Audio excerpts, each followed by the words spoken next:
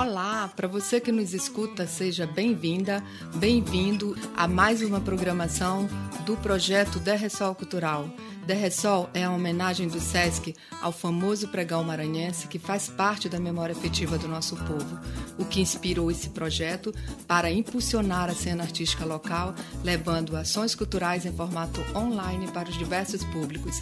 Aproveitem e fiquem ligados nas séries de podcasts do DRSOL Cultural. Olá, eu sou o Lucas Sá. Vim falar um podcast sobre produção de videoclipe de baixo orçamento, né, pelo DRSOL do SESC. Eu tenho 27 anos e trabalho na área desde os 15 anos, né? Então, enfim, já produzi videoclipes, já produzi curtas-metragens, já editei longas-metragens também. Alguns dos meus curtas é O Membro Decaído, No Interior da Minha Mãe, No Vou Por Dentro do Coro, Balada para os Mortos. E, ultimamente, eu venho me focado também nessa área de videoclipe, que é um interesse que eu sempre tive. E vim aqui falar um pouquinho para vocês sobre esse tipo de produção, né? Os videoclipes que eu produzi, todos foram gravados no Maranhão, de forma independente e com orçamentos baixíssimos, mas que tiveram um resultado muito legal, assim, de visualização e de apelo visual, né? Enfim, esteticamente eu acho eles interessantes, assim, pelo orçamento que a gente teve. Então eu realizei até o momento 4 videoclipes, que o primeiro foi o de Boy, da música Boy, de Only Fuego e Butantan. Ele, se eu não me engano, ele foi lançado no final de 2017, isso foi, e tá com 300 mil visualizações. O segundo videoclipe foi Fadinha, da Frames, que tem quase 700 mil visualizações, foi lançado em 2018. O terceiro videoclipe foi Pink Money, da Frames também, que está no YouTube, foi lançado em 2019. E em 2020 a gente lançou o clipe do Getúlio Abelha, da música Sinal Fechado, que está com quase 200 mil visualizações no YouTube. E esses clipes meio que, eu acredito que eles juntos, assim, dá para perceber um panorama do que eu venho produzindo dentro dessa área de videoclipe, assim, principalmente no cenário maranhense. Eu acho que eles tiveram um forte impacto, assim, visual nessa área, enfim, que vem sendo feito aqui na cidade de São Luís, né? Mas não vou focar tanto nessa produção ludovicense para não ficar tão fechado nessa coisa do regional e tal. Mas esses clipes foram feitos com orçamento muito, muito baixo. E agora eu vou falar um pouco mais assim, sobre essa questão do orçamento. Todos eles não passaram de mais de R$5.000. O que a gente teve com maior orçamento foi o do Getúlio Abelha, né, o Sinal Fechado, que custou R$5.000. E isso é interessante porque visualmente ele é muito potente, assim, e a gente não tinha dinheiro para fazer muitas das coisas que a gente queria fazer, mas com a organização e com ideias criativas, né, de cenário e de pequenos elementos que soassem como se tivesse uma grande produção, isso fez com que o clipe parecesse um pouco mais caro, um pouco mais... Eu até não gosto de usar essa palavra, mas um pouco mais profissional do que ele parece ser, sabe? Todos contaram com uma equipe entre 20 a 30 pessoas. Infelizmente, a gente não tinha orçamento para pagar todos da equipe. Isso é um problema, mas acaba que isso também é interessante porque eu sinto que essa equipe meio que via aquilo como um fruto de um trabalho muito, muito... como eu posso dizer, muito difícil, mas que ia valer a pena, assim, no final, sabe? O reconhecimento e os views e os comentários e como esses clipes giraram e chegaram em outras pessoas maiores, acho que também foi gratificante, de certa forma. Espero que nos próximos a gente consiga fazer com orçamentos cada vez maiores e pagando a equipe também, que é o correto. Então, sobre o orçamento... geralmente esses artistas que eu fiz esses clipes, eles não tinham grana suficiente para pagar uma equipe inteira, então foi como um investimento mesmo. Era uma ideia de que a equipe estava investindo nesse cantor ou nessa música para, enfim, ou propor algo visual diferente ou uma evolução nesse sentido de visual do que vinha sendo feito na cidade, né? Então tudo foi um grande investimento, assim, tanto dos cantores quanto da nossa parte. Então a gente fez vaquinha, ou às vezes eram muitos orçamento de pequenos shows que os cantores faziam.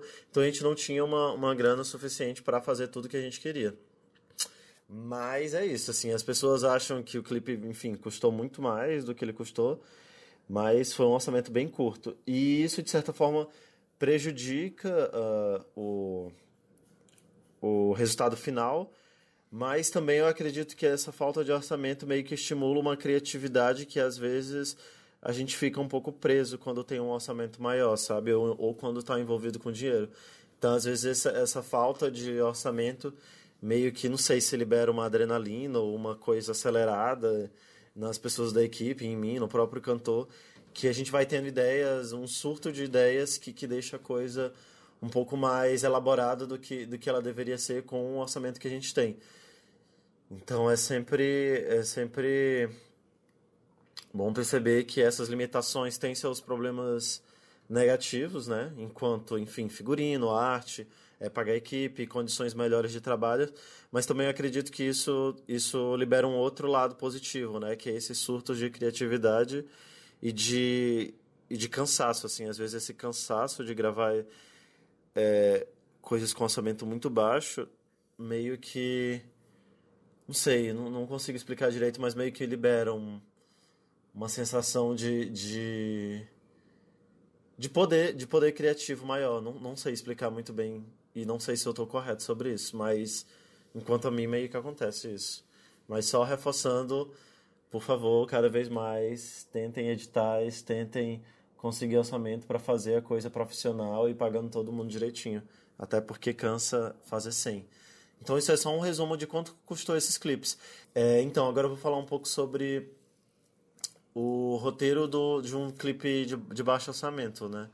Geralmente, esses 4 clipes que eu fiz são um surto de ideias, de visuais, que eu ia juntando, e eu sempre fiz um PDF visual, né? Eu nunca fiz um roteiro escrito para videoclipe, ao contrário de cinema e de roteiro, de curta, de longa-metragem, de série, eu prefiro fazer um roteiro visual do clipe. Então, eu sempre vou pegando referências de cada cenário e de cada cena e vou pegando do Google, do Pinterest ou do Instagram, coisas que contribuam visualmente para esse clipe. E aí eu faço um PDF com cada imagem, com cada cena, né? Com cada cenário, tanto de figurino, tanto de paleta de cor, quanto cenário. Isso ajuda muito a equipe a visualizar o videoclipe. Como ele não precisa ter uma narrativa assim tão lógica, o videoclipe, né? Tanto na montagem quanto nas sequências, eu acho que isso ajuda melhor a visualizar. E como é uma produção muito rápida, de um tempo muito curto, que dura entre 2 a 3 dias de gravação, e às vezes 1 dia de gravação também, é muito bom que esse PDF esteja com todo mundo, porque ele resume o visual do videoclipe muito rápido. E isso, consequentemente, ajuda a arte e a fotografia também. Então, até o momento, os clipes que eu fiz, eles não tiveram um roteiro tão narrativo, com início, meio e fim, sabe? Por isso que eu sempre utilizei esse modo de fazer um roteiro visual, que é esse PDFzinho com cada elemento de cada cena, de coisas enfim, que me movem ou que são criativamente interessantes ou visualmente interessantes para mim. E que combe também com o visual do artista e com a música que a gente está propondo. Eu acho que o que teve mais roteiro assim de todos foi o de Boy, da Butantan de Olho Fuego. E eu acho que o que mais completo de roteiro foi o Sinal Fechado do Getúlio Abelha, que tem toda uma história de um ritual no carro, e aí tem um ápice, enfim, com essa coisa do carro.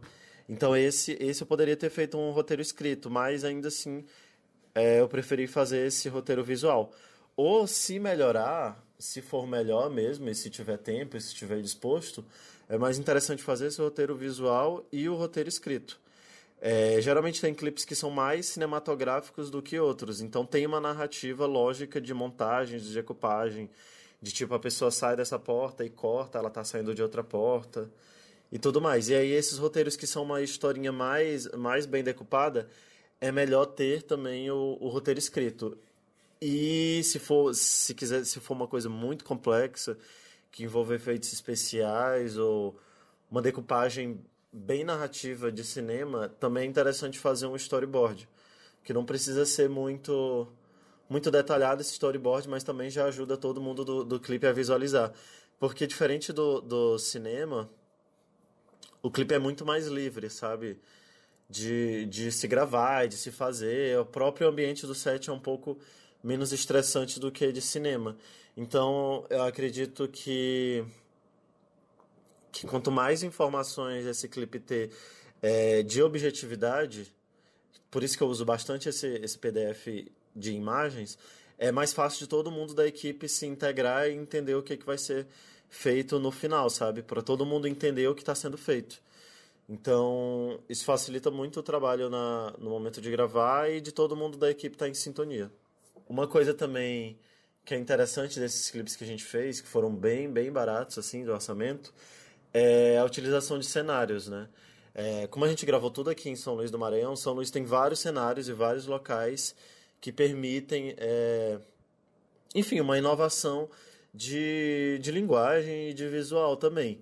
A gente sempre utilizou cenários que não são que a gente não tenha que construir do zero, por exemplo, porque isso também já agiliza no momento da gravação, até porque geralmente a gente grava 3 cenários em um dia, ou 2 cenários em um dia, ou às vezes até mais, como foi no caso do Sinal Fechado, do Getúlio Abelha. E esses cenários e esses elementos, cada coisinha vai deixando esse clipe um pouco mais grandioso e um pouco mais grandiloquente. Então a gente sempre tentou utilizar objetos de cena ou ideias visuais que não necessariamente precisam ser muito caras ou que sejam difíceis de ser realizadas, sabe? Uma coisa que a gente usou muito no clipe de Boy e também no de Sinal Fechado é essa questão, e no da Frames também, de fadinha, acho que é até uma marca que eu gosto de usar, é essa coisa de pernas e de mãos, que é uma coisa muito barata, assim, a gente chamou amigos e utilizou as pernas e as mãos deles. E umas mãos a gente usou como se fossem zumbis, querendo pegar eles, que foi no clipe de Boy, e outra a gente só usou as pernas viradas para cima, que é uma cena do clipe de Fadinha, da Frames, e o do Getúlio Abelha tem umas mãos como se fossem mãos de demônios e tal. Isso tudo é muito simples e muito barato de fazer, mas que na câmera ela gera um impacto visual muito forte. E só são nossos amigos ali, sabe? Assim, não teve uma grande dificuldade de fazer isso. Mas eu sei que essas cenas pontuais, né, são de forte apelo imagético. A gente não precisa gastar praticamente nada. No máximo a gente gastou o quê? Uns R$10 de tinta e uns R$10 também para fazer sangue e rasgar as roupas dos zumbis em Boy, né? Tem uma outra cena também das pernas, que eu até esqueci agora de falar, no clipe do Getúlio Abelha, de Sinal Fechado, que foi só pernas besuntadas com óleo barato, que é um óleo que é de R$2, e salto de brechó, salto altos bem extravagantes de brechó. E que também foi super barato de fazer. E esses elementos que são super simples, mas que soam de certa forma criativo e visualmente impactante na tela, que fazem a diferença nesse clipe de baixo orçamento, sabe? Então, a gente sempre, enquanto tá fazendo esse roteiro visual, tá tentando ter ideias que caibam no nosso limite de orçamento e de tempo e de cansaço também. Até porque, como é um orçamento pequeno, a gente não tem grandes, enfim, cachês ou grande verba para arte. Então tudo é muito bem calculado para caber nessa ideia e que soe, de certa forma, maior do que esse orçamento permite, né? Que isso é sempre uma preocupação minha que eu tenho, sabe? Porque quando eu paro para gravar algo, assim, eu sempre tenho preocupação de que ele não soa algo preguiçoso ou algo que não tem uma potência visual. Então isso é uma coisa que eu me preocupo muito, mesmo com orçamento baixo. Eu sempre tenho um zelo para isso tocar as pessoas e, de certa forma, não só algo vazio ou sem enfim, sem essa essência de potência criativa, mesmo com orçamento baixo. Então, todos esses cenários e esses elementos visuais, que às vezes são baratos, potencializam essa experiência visual para quem está assistindo o videoclipe. Em Boy, a gente, por exemplo, em Boy da Butantã e Fogo, a gente tinha um vidro, que era do Louvre Magazine, do shopping, que é uma loja de departamento daqui de São Luís, e eram figurantes, que eram amigos nossos, melados de sangue, com a roupa rasgada atrás do vidro. Isso é como se estivessem querendo atacar a Unifeio que estava na frente desse vidro. Isso também, que é uma ideia que na câmera soa super mirabolante, foi super simples de fazer. Assim, claro que tem um cansaço básico, mas é uma ideia barata, sabe? Que reforça um esforço físico e de organização, mas que um esforço de arte, ele é simples, ele não é tão impossível de se fazer. Outra ideia meio louca que a gente teve foi a cena de fadinha da Frames, que ela tá com uma espécie de casulo, de gosma e tal, que a gente que foi a Neila Albertina com o pessoal da arte que fez. Tudo aquilo ali, pelo que eu vi quando lançou o clipe, foi muito forte assim para as pessoas. E essa era a cena que a gente queria que tivesse mais potência visual. E tudo ali foi meio que serviu de apoio, foram objetos de apoio de um ferro velho. Todos aqueles objetos foram meio que emprestados, era cano, pneu, pedaço de ferro, pedaço de madeira, que a gente utilizou para transformar um cenário que soa super elaborado, mas que de certa forma foi barato, né? Tanto por esses apoios e tanto pelo o empenho da equipe de arte, mas que não custou muito caro. Parece soar muito caro, mas não. E a gosma que está dentro do casulo foi feita com tapioca e água. É tapioca na água fervida, que dá essa textura de gosma gelatinosa. Enquanto eu estou falando essas referências dos clipes, é legal vocês verem, para vocês terem mais... Como é podcast, né? Você só escuta o meu áudio, é melhor vocês irem assistindo enquanto eu vou falando, para ter essas referências visuais dos exemplos. E esse cenário assim foi o mais elaborado desse clipe de fadinha e não custou muito, assim. Acho que no máximo deve ter custado uns R$200 essa cena toda. E ela pega um minuto assim de clipe, o que é muito, assim. Outra cena também que tem um impacto visual forte é a da Frames em cima do L ponto, né? Que é um prédio altão, assim, muito alto, e ela tá com uma asa. Essa asa também foi feita a partir de objetos, ferros e objetos de sucata do ferro velho, o que também abaixou muito o custo dela. Para esse clipe, uma pré-produção de 2 semanas, por aí. Para na hora que a gente chegar na gravação, tá tudo pronto. Isso é um outro ponto importante também. Tentem o mínimo possível não fazer as coisas na hora da gravação. Sempre tentem deixar todos os objetos de cena, de figurino, de acessórios, de calçados, de figurinos de dançarino, de tudo assim de elemento visual já pronto e já separado, para na hora da gravação não perder tempo. Esse ritmo de gravação de videoclipe é um ritmo muito ágil, que também tem a ver com o ritmo de publicidade, né, de gravação de publicidade, que não é algo que requer um esforço intelectual ou de atuação ou de gravação de áudio, mas requer uma agilidade no quesito de a gente tem que gravar o máximo possível em menos tempo que a gente tem, até porque não digo isso necessariamente todos os videoclipes, mas os videoclipes pop ou um pouco mais acelerados têm um ritmo de corte, um ritmo de montagem e uma necessidade de mudança de cenário muito ágil, muito rápido. Então você tem que gravar muito e mais coisas diferentes possíveis, até para o clipe não ficar chato ou só repetitivo. Então isso também é uma coisa que eu sempre tento esboçar ou escrever ou já deixar nesse roteiro visual de PDF, que são ideias do que a gente pode fazer nesse cenário, sabe? Porque não é só um plano aberto e a pessoa dançando e cantando que vai sustentar esse videoclipe. Ele também tem que ter ações dentro dessa cena, né? Se você for ver o clipe de Boy, o da Frames e o do Getúlio Abelha, esses clipes que eu fiz, todos eles têm ações dentro da cena. Por exemplo, o Getúlio abre o carro, mas ele interage com o carro, aí ele abre o capô do carro, aí tem um coração dentro do carro, aí ele dá uma machadada no carro. Tudo isso vai instigando o espectador a assistir e a querer ver mais desse clipe. Não só um cenário com um plano fechado, um aberto da pessoa cantando. Isso não é tão interessante, isso já é chato, já é batido. Então sempre tentem criar ações dentro desse espaço. Eu acho legal a coisa da coreografia e tudo mais, mas para além disso, para além da performance do cantor, tem que ter essas pequenas intervenções de ideias para o clipe soar instigante e também não soar preguiçoso, de certa forma, né? Quanto mais ações e mais envolvimento e movimento dentro desse cenário estiver, melhor.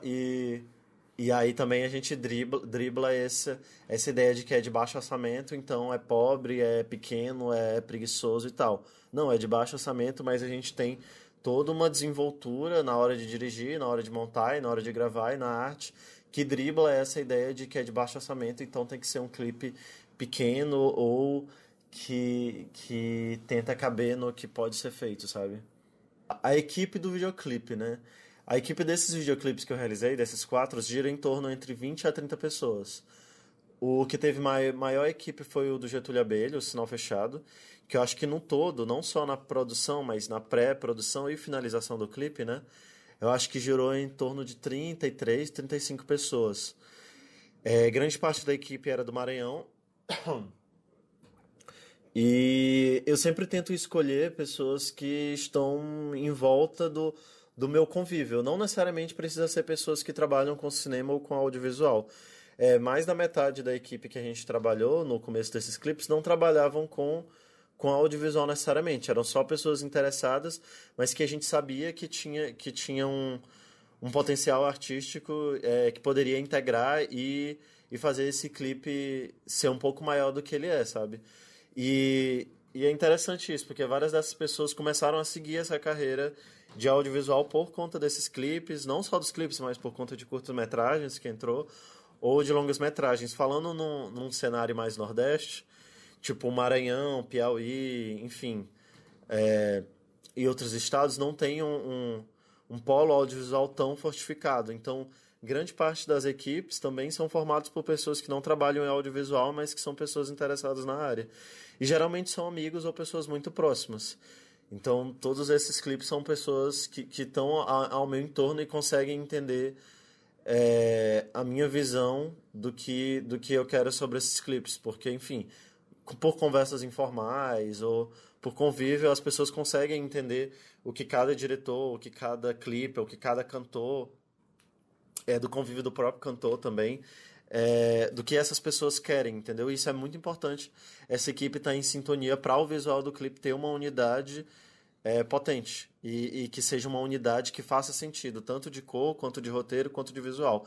E que a equipe audiovisual não colida também com as ideias do cantor. Isso é muito importante, porque às vezes nos clipes tem muito um conflito do cantor com a equipe, né? Desses dois núcleos não se entenderem enquanto visual e enquanto a proposta que a própria música quer ter. Então é sempre bom ter uma conversa prévia para todo mundo estar de acordo com o que vai ser gravado e com as ideias que estão sendo propostas ali nesse roteiro e o que a música pede, o que o cantor pede e o que a própria equipe do audiovisual pede também. Então isso tem que estar em sintonia. Então a equipe de um clipe de baixo orçamento, eu acho que precisa de geralmente é assim, né? Um diretor, que geralmente o diretor é o roteirista ou não, mas uma equipe de arte. O principal da equipe de um videoclipe é uma equipe de arte forte e de certa forma, que não seja só uma pessoa, assim. Tem que ter o diretor de arte e os assistentes. Até porque, como eu falei, precisa de uma agilidade de gravação no videoclipe, que também se assemelha a essa coisa da publicidade e de um anseio de se gravar cada vez mais em curto períodos, né? Então, o diretor de arte ou a diretora de arte tem que ter uma equipe em sintonia, de novo, falando disso em sintonia, tá? Até desculpa eu falar essa palavra toda hora, mas que agilize todo esse processo de colar um negócio, de produzir um figurino, de botar uma cortina, botar um, um, um- uma disposição de figurantes ou de dançarinos. Tudo isso tem que estar muito bem sincronizado. Então, geralmente, o diretor de arte ele tem entre 3 a 4 assistentes, assim. É claro que esses assistentes, as pessoas, são pessoas próximas e que entendem que o trabalho que a gente está fazendo é um investimento dentro desse clipe, por isso que é de baixo orçamento. É,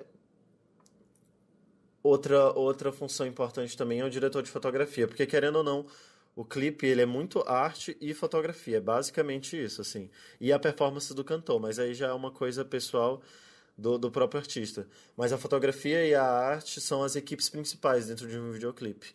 A fotografia geralmente é o diretor de fotografia ou um ou dois assistentes. Quanto mais assistentes vocês tiverem, é melhor porque agiliza toda essa coisa da maquinária e tudo mais. E de produção de luz, né? E uma equipe de produção também. Então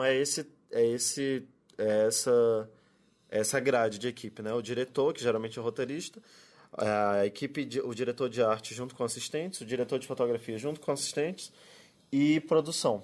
Que produção geralmente tem 2 ou 3 produtores e 1 ou 2 assistentes. Ou às vezes só é um produtor e uns 2 ou 3 assistentes.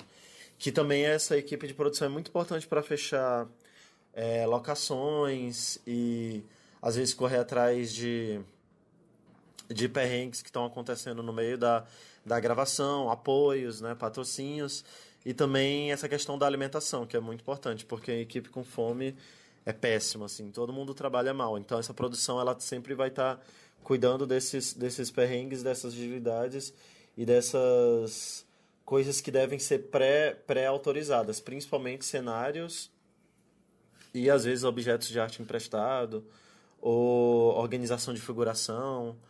Como essa organização de figuração que eu falei dos pés e das mãos, era uma coisa que a produção meio que organizava, né? Para na hora que a gente gravar, já tava todos ali os figurantes a pontos, só no ponto de fazer.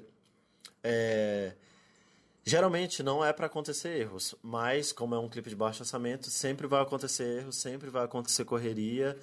É estressante, não é algo assim fácil, mas uma coisa que eu sempre digo é que clipe é bem mais prazeroso e bem mais divertido do que gravar cinema, né? Porque cinema tem toda uma parte de som, tem toda uma questão mais intelectualizada que até me incomoda um pouco de ter uma realidade que tu tem que contar uma história, de que tu tem que interpretar, que esses atores têm que ser altamente verossímeis, e o clipe tem uma liberdade um pouco maior de ser um pouco mais debochado, de ser um pouco mais criativo, de não seguir uma lógica narrativa tão cronológica, tanto de montagem quanto de gravação.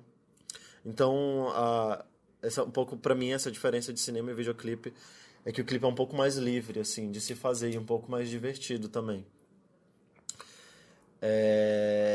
Os equipamentos que a gente usa, né, na gravação.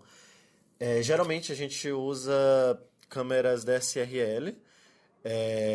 Eu acho que hoje em dia é mais tranquilo conseguir esses equipamentos e até mesmo por apoios da própria cidade, assim, de próprias produtoras da cidade.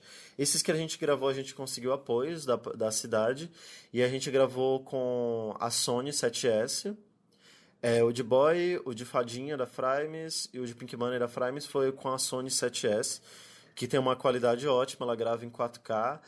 E se tem um apreço com a iluminação e tudo mais, ela também consegue entregar um visual bonito, assim, e plástico, né? Que o videoclipe precisa. O do Getúlio a gente já evoluiu um pouco na câmera. A gente gravou com uma Blackmagic 6K, que também foi um apoio.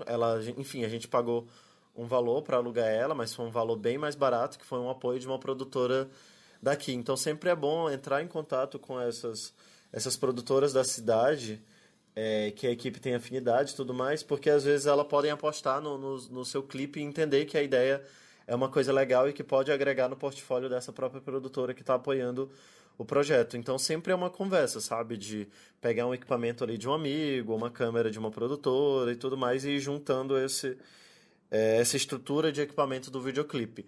Uma coisa que é muito importante também, principalmente para videoclipe pop ou para algo mais movimentado, é a questão do gimbal. que ele é um estabilizador de câmera que faz ter que tem esses movimentos mais rápidos e fluidos, né? Esses movimentos sempre soam mais grandiosos ou mais bem elaborados, porque é um movimento que a câmera se move de um jeito super fluido e de um jeito mais cinematográfico e deixa a coreografia e tanto o movimento da performance do cantor mais interessante e mais, entre aspas, elaborada, sabe? Então é sempre bom ter esse gimbal, mas só se o clipe pedir, né? Se o clipe pedir uma câmera na mão, você faz na mão, ou se um clipe pedir câmera mais fixa, você também faz fixa. O do Getúlio Abelha, por exemplo, a gente ia usar bastante gimbal, mas a gente teve um problema no gimbal, na gravação. Então só tem poucos planos que tem gimbal. Os planos que tem movimento mais suaves e mais ondulados, que vão de um fundo e abrem e tal, são do gimbal. E aí, como a gente teve esse problema do gimbal, a gente optou por usar planos fixos, que também foi ótimo pro clipe, e é uma coisa que eu nunca tinha me forçado a fazer.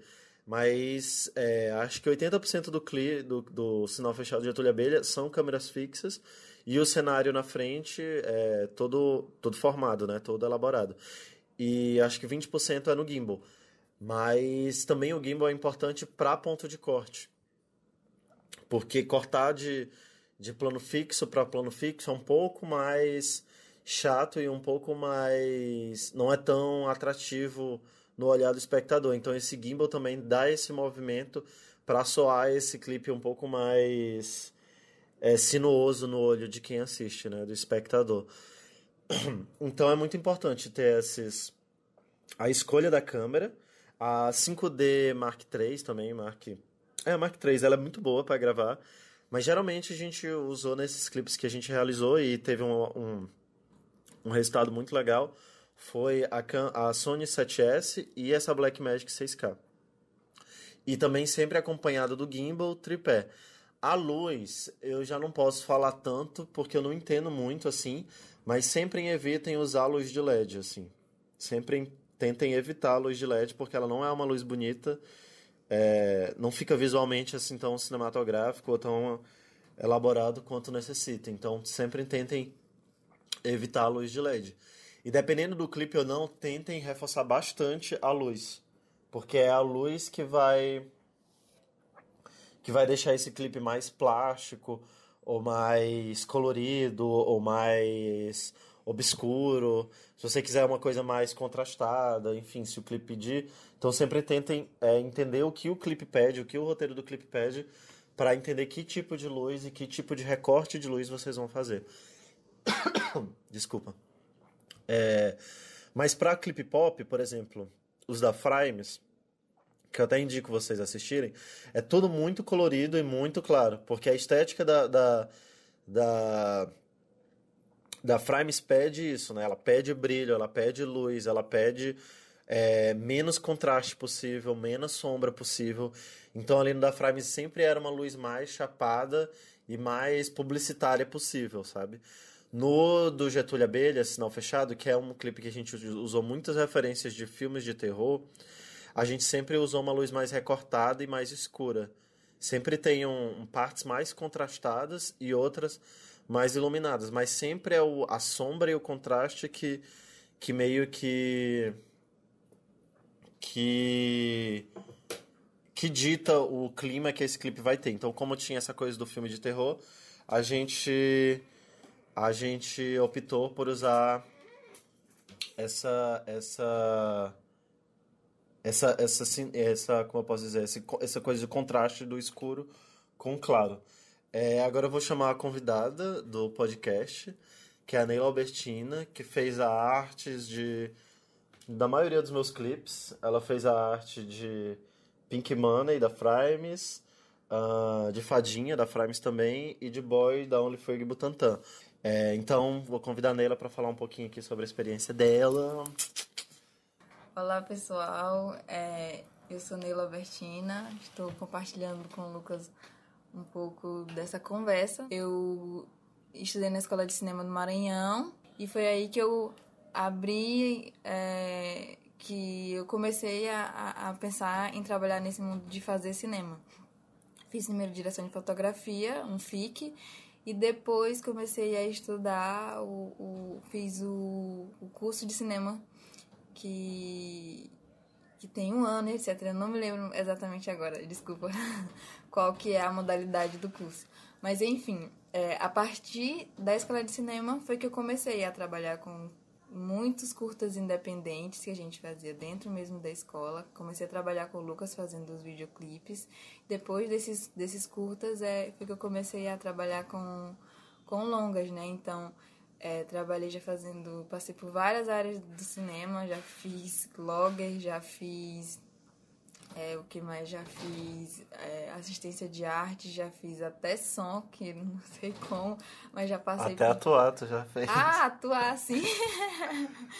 Já passei... Atuar é uma coisa que sempre acontece de fazer figuração, especificamente, acho que já dá pra vocês saberem um pouco de quem sou eu, e acho que a gente já pode iniciar um pouco do bate-papo. Eu já fiz, como o Lucas falou, fiz a arte dos 3 últimos clipes dele. Não deu pra fazer de Getúlio Abelha. Quem fez foi nossa amiga Dani Lopes, que ficou muito lindo. Parabéns, vocês são incríveis, o clipe tá maravilhoso. E eu pude dar uma ajudada, porque na época a gente tava gravando De Repente Drag, e assim, falar sobre direção... Falar sobre produção de videoclipes de baixo orçamento é o que a gente basicamente mais sabe fazer e falar. Porque é basicamente isso que a gente tem trabalhado aqui no Maranhão.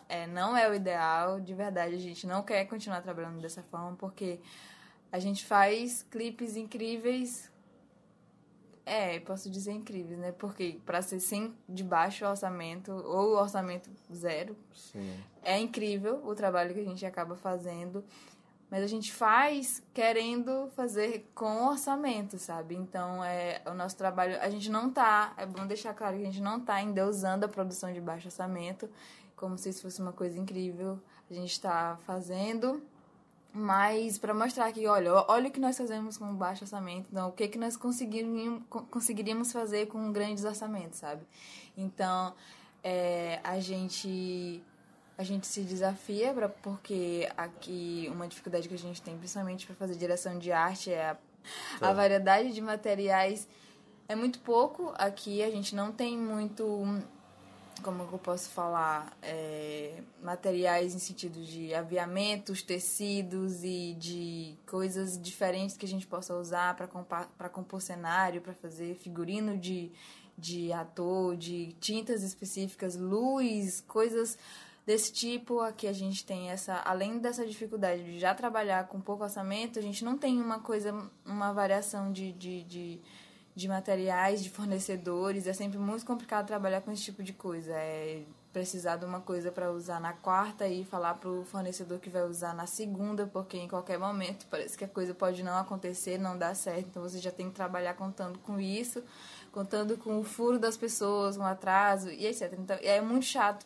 Mas eu acredito que talvez isso aconteça porque, como não tem um mercado muito grande, não tem demanda, e eu vejo que, basicamente, as pessoas, os empresários, não se interessam tanto em especificar. Por exemplo, quando a gente foi trabalhar no longa passado, os figurinistas tiveram que viajar para São Paulo porque não acharam coisas aqui. Então, essa é uma das dificuldades que a gente encontra aqui. Sobre o que o Lucas estava falando, eu acho interessante porque... quando ele fala de equipe e de cenários, né? Ele falou basicamente como formar a equipe, e ele disse que a equipe de arte é basicamente uma das maiores dentro dos clipes dele. E é basicamente isso mesmo, a gente se forma numa equipe grande porque são muitas coisas para fazer. Uma coisa que eu acho interessante, que aprendi com o Lucas, mas que é isso que a gente tem que trabalhar, principalmente de baixo orçamento, é que a gente idealiza coisas muito grandes para poder fazer, para gravar. Olha, a gente vai gravar isso, tem cenário X, cenário Y, e faz tudo para que isso seja executável. Mas a gente já sabe que, por conta de todas as dificuldades que a gente enfrenta no percurso, assim, no meio do caminho, muitas dessas coisas não vão conseguir ser executadas. Então, a gente já sonha lá no alto para conseguir chegar, pelo menos, numa coisa que seja ok.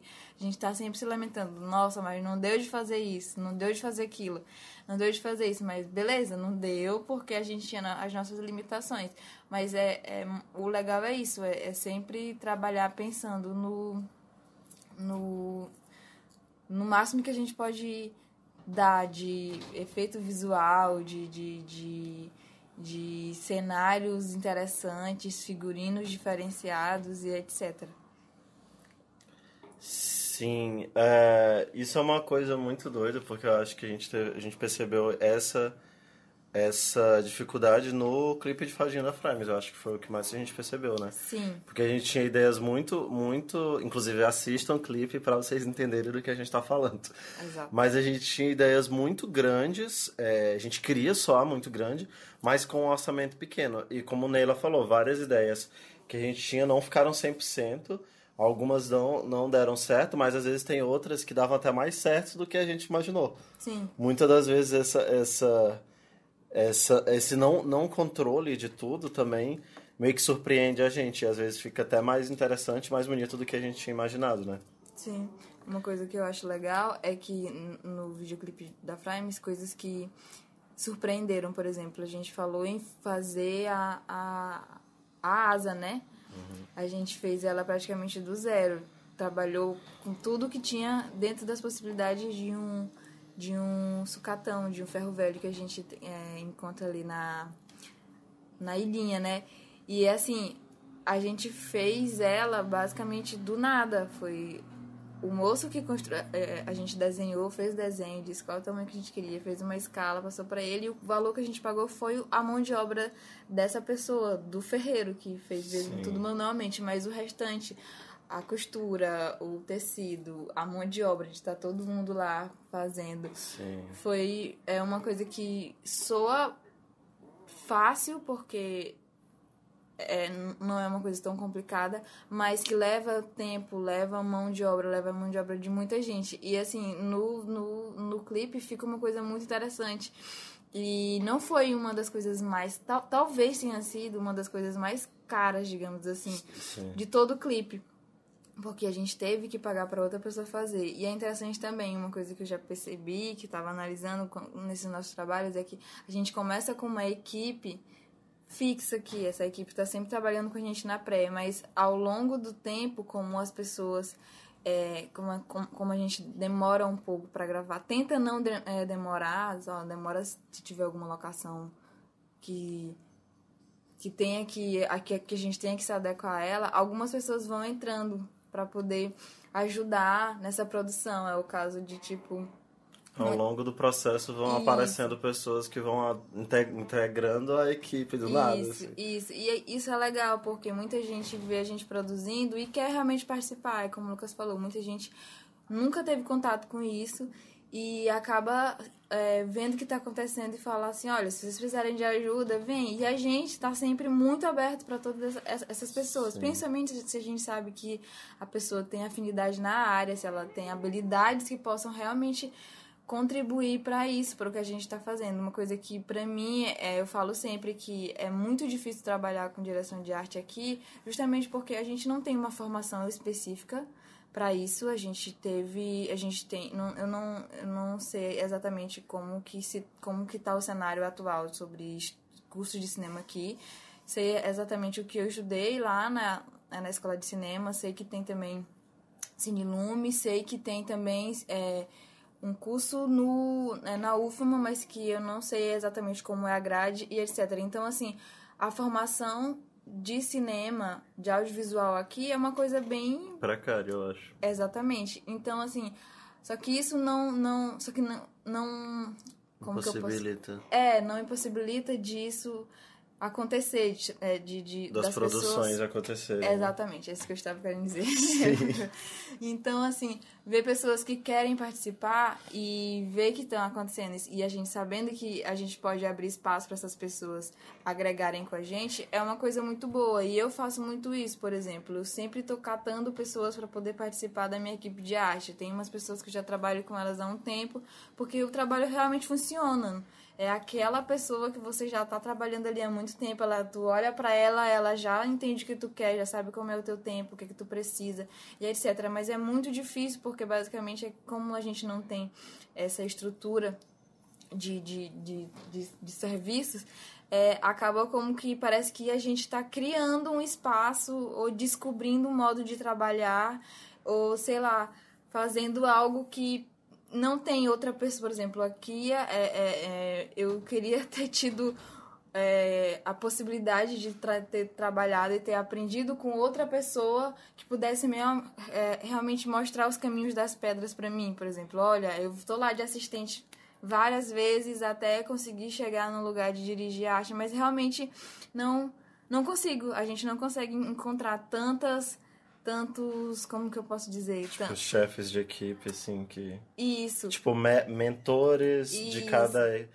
porque acho que no Maranhão ainda está se desenvolvendo essa ideia de que, tipo, tem esses diretores de arte, tem esses diretores de fotografia, tem esses roteiristas, mas eu acho que na cidade, focando aqui no Maranhão, acho que isso ainda está se desenvolvendo. Exatamente. Tipo, acho que hoje em dia a gente consegue entender um pouco essa estrutura do que seria uma equipe profissional de audiovisual, né? E isso é meio complicado, porque a gente já enfrenta as dificuldades. O orçamento é baixo, não temos orçamento para isso. Vamos conseguir com a tia, com a mãe, com o pai, com a avó, com a prima, com o que der. E além disso, ainda tem as dificuldades não é de profissionalismo, porque as pessoas não deixam de ser profissionais quando elas estão trabalhando, mas de entender realmente como fazer, porque essa pessoa... formação, né? Exatamente. Essa pessoa trabalha, sei lá, com outra coisa, ou ela tá ali na vontade, mas isso não anula a competência que ela tem. Mas é muito complicado ter que descobrir o caminho das pedras, ou então ter que criar essa formação junto com elas. Então, eu acho que pelo menos com o que eu andei analisando, essa é uma das maiores dificuldades que eu já enfrentei aqui durante essas produções dos outros trabalhos, e até mesmo com o clipe com o Lucas. E assim, trabalhar fazendo arte com baixo orçamento é como eu tava falando, vai buscar coisa com a tia, com a avó, com a prima. A gente tem a lista de objetos de cena, tem as demandas que Lucas que não são poucas, sempre são várias coisas bem absurdas, como eu falei, bem elaboradas, ou então que a gente sabe que precisa de tempo para fazer. Por isso que a pré é tão importante. A gente faz uma pré realmente bem redondinha para quando chegar na hora, as coisas que já são complicadas pela gente não ter dinheiro, a gente tenta evitar ao máximo, já tenta pensar em todas as soluções, todas as possibilidades de resolver problemas que podem vir a acontecer no meio do set. E aí ainda tem essa dificuldade de ter que lidar com esse não saber das pessoas que estão trabalhando com a gente, às vezes. Hoje não, eu já posso falar aqui pela equipe que a gente já tem formada, é assim, mas é possível, eu posso dizer que é realmente possível. Acho que a gente está aqui de prova que a gente consegue sim produzir coisas muito boas, realmente sem dinheiro. Acho que o clipe Fadinha da Frames é o mais... Não, o Getúlio também. Não, mas se bem que eu não sei exatamente os valores. Acho que cada clipe que a gente foi fazendo foi tendo uma potência visual maior, assim. Sim. E eu acho que a gente também foi conseguindo ter um orçamentozinho um pouquinho maior cada vez. O que eu acho legal nessa direção de arte desses clipes que a gente realizou, por isso que é importante vocês vejam, assim, porque eu acho que a gente está falando muito sobre a nossa experiência própria, mas é porque, como a gente está falando de clipes sobre baixo orçamento, é impossível desconciliar do que a gente fez, né? Uhum. Porque é o que eu conheço de produção de baixo orçamento que eu estive, que nele esteve, foram essas. Então é muito importante vocês assistirem enquanto a gente está falando, sabe? Mas o que é muito legal é que são clipes de baixíssimo orçamento, mas que tem imagens muito potentes e que é uma coisa que eu tenho muito muito cuidado no que eu faço, que são imagens que guardam na memória, assim, sabe, das pessoas. Tipo, é impossível as pessoas verem esses 4 clipes e não ter uma cena que ela vai guardar na memória, sabe? E isso é muito legal, porque a gente fez com coisas de arte muito precárias e uma condição muito precária e um orçamento muito baixo. Mas com tanto o esforço visual da equipe de arte, da direção, da fotografia, foram suficientes de driblar esse orçamento baixo e criar imagens potentes que consigam meio que serem guardadas assim na mente de quem assiste, sabe? Sim. Não querendo dizer, ai meu Deus, a gente é o máximo e tal, mas tipo, eu tenho noção de que várias dessas imagens, desses clipes, são fortes o suficientes para serem levadas a sério e para serem guardadas enfim, na memória, sabe? Do que seria o audiovisual nordestino, ou do que seria o audiovisual de videoclipe do Maranhão e tudo mais. Isso sempre foi uma preocupação nossa, minha, de Neila, de Rui, que fez a fotografia, enfim, de todo mundo da arte e da produção, é que a gente queria fazer algo que fizesse a diferença, sabe? Mesmo tendo dificuldades. Sim. E eu acho que só esse impulso de já querer fazer algo diferente, já querer fazer algo que tenha uma força visual, já traz muito de enfim, de uma empolgação da própria equipe de tentar fazer o máximo do que a gente pode fazer com aquele orçamento. Então, nosso tempo já está acabando. Queria agradecer a Neila por estar aqui com nós. Estamos nos abraçando agora, mas... vocês não estão vendo, a gente está se abraçando. Mas é isso. Queria agradecer a equipe do Sesc por ter selecionado o nosso podcast de produção de videoclipe de baixo orçamento, ao projeto The Resol, enfim, que está ajudando a produzir conteúdo criativo e cultural nessa pandemia. Fiquem em casa, usem máscara. E produzam seus videoclipes, é possível sim.